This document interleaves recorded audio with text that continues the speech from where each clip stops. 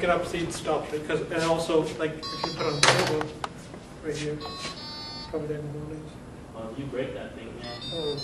So it shouldn't fall off the table. It's got these IR sensors right up front. So, the Roomba presentation. My name is Rasik. There you have it. So first of all, we'll look at what is the Roomba, right? So it's like an autonomous vacuum cleaning robot.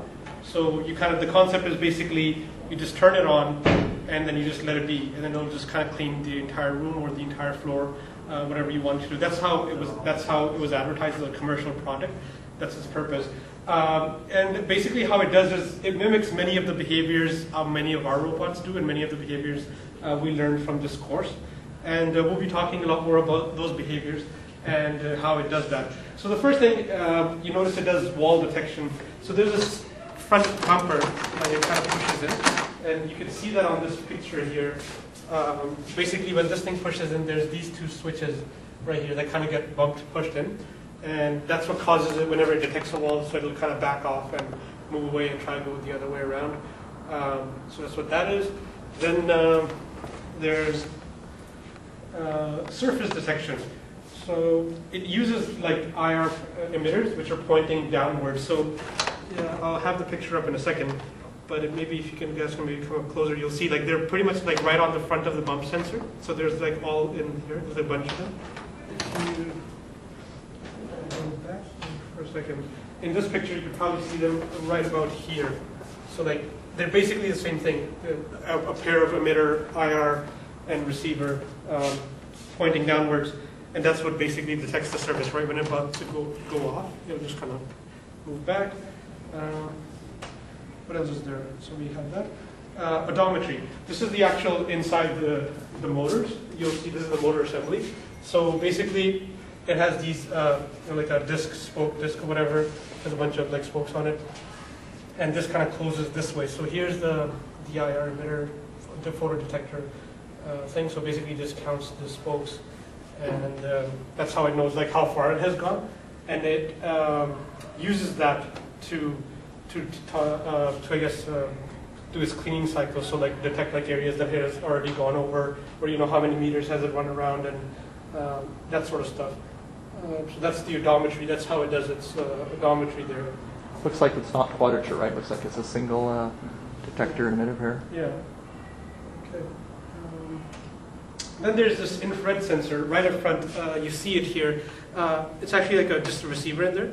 And I was reading about it online, and it's such this lens right here. You kind of see it here. Apparently, it's some sort of lens that gives it a 360-degree view. So basically, there's all these other, I guess, other extras, things you could buy for this. So one of them is like a virtual wall. So let's say if you wanted to only clean a room, for example. So in your doorway, you just put that thing on one side, and it'll just be like emitting like a ray of IR or something.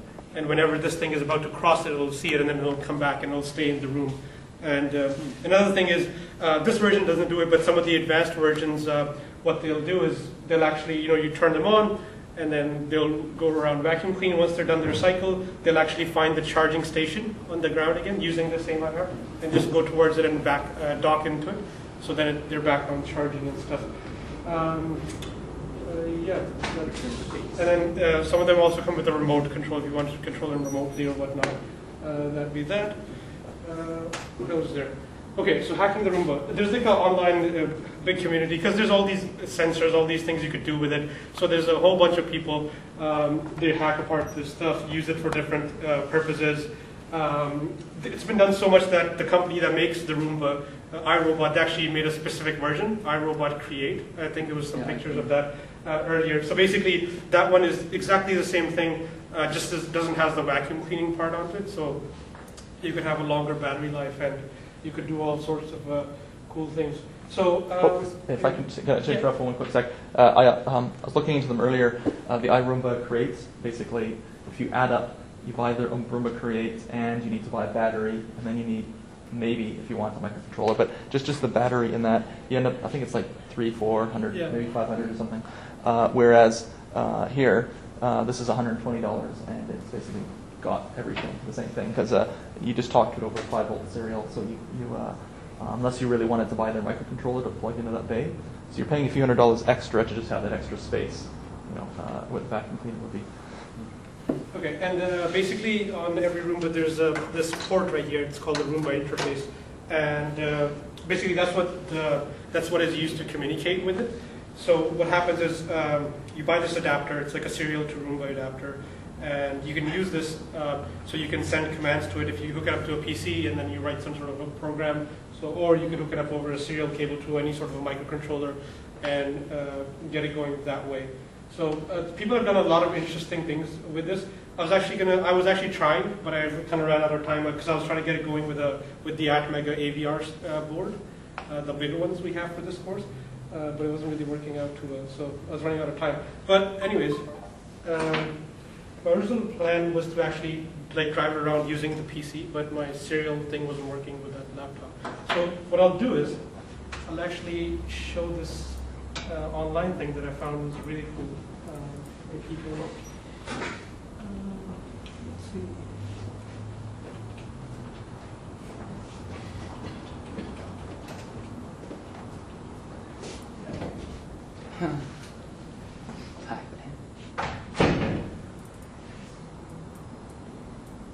Is it outputting sound at them? Yeah, you can hear it playing in the. I think it's outputting sound inside the projector. Yeah.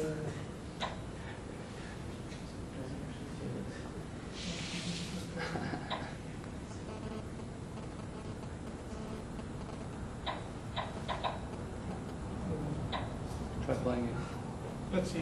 Okay. So if we have something here. So here's the video.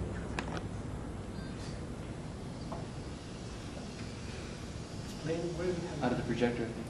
this thing? This one doesn't have speakers, right? Does it? Can you actually? We can hear it. Yeah. I guess it's really because they can't explain how they do the entire thing.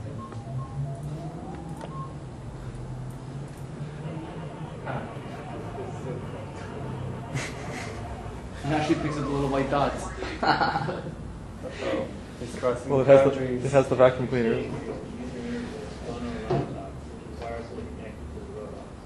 Each icon indicates a real-time position sent by the laptop and the other robot.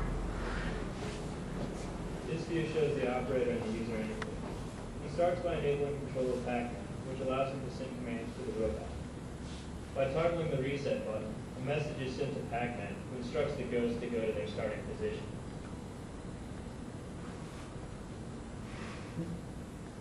Once the ghost and Pac-Man reach their starting positions, the user toggles the start switch, which begins the game. Two axes on the joystick allow the user to indicate to Pac-Man a direction of travel. If the maze allows movement in that direction, Pac-Man will turn if necessary and begin moving, keeping itself in the center of the lane. Once the ghost gets close enough to see Pac-Man, it switches to chase mode and will probabilistically make turns to follow him. Located on 4 spots on the map are pills that Pac-Man can eat, which then allows him to turn the tables and chase the ghosts. Once Pac-Man swallows the pill, the icons on the interface will turn blue, and the ghost will switch to run mode, causing him to probabilistically seek the furthest location.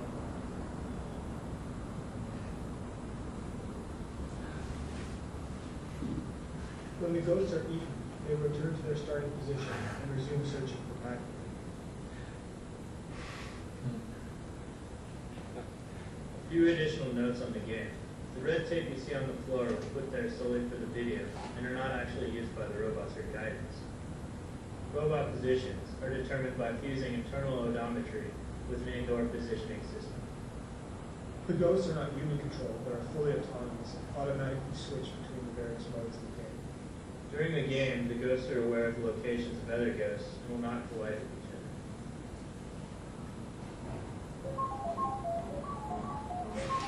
Except right there. Yeah. So yeah, basically, I was researching a bit more into that. They were saying they mentioned an indoor positioning system, and basically that's. I remember we were looking at it. It was called stargazing or something like that. Yeah. So basically, that was used. That basically tells all the ghosts in the room like where they are and not to collide with each other. And the Pac-Man person is actually just user controlled. So that's how that's done. But yeah, so you could do a lot of cool stuff with this really advanced stuff. Yep, so that's all. Yep.